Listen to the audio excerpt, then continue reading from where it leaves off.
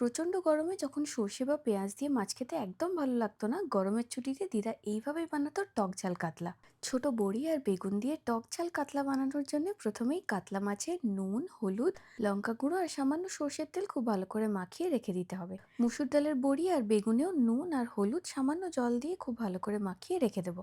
একটা বাটিতে নিয়েছি হলুদ গুঁড়ো আর কুটি মির্চ, চাইলে লঙ্কা গুঁড়োও দেওয়া যেতে পারে। আদা বাটা, নুন আর জল খুব ভালো করে মিশিয়ে রেখে দেবো। টকের জন্য লাগবে তেঁতুল, 1 চামচ তেঁতুলের মধ্যে সামান্য নুন আর গরম জল দিয়ে ভিজিয়ে কিছুক্ষণ রেখে এই জলটা একদম ভালো করে ছেঁকে নিতে হবে। আর কি, কড়াই সর্ষের তেল গরম করে তার মধ্যে ছোট বড়িটা খুব ভালো করে ভেজে তুলে রেখে ওই তেলের মধ্যেই নুন হলুদ মাখিয়ে রাখা কাতলা মাছটা বেশ লাল লাল করে ভেজে তুলে রাখবো।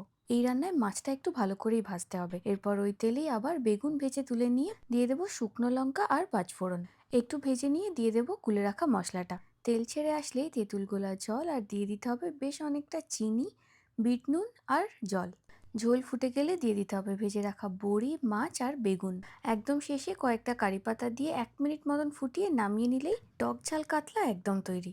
কাতলা মাছ, বড়ি আর বেগুন দিয়ে একবার বানিয়ে ফেলো গরমের চোটের মতন করে এই টক ঝাল কাতলা, যেটা হবে একদম ফাটাফাটি।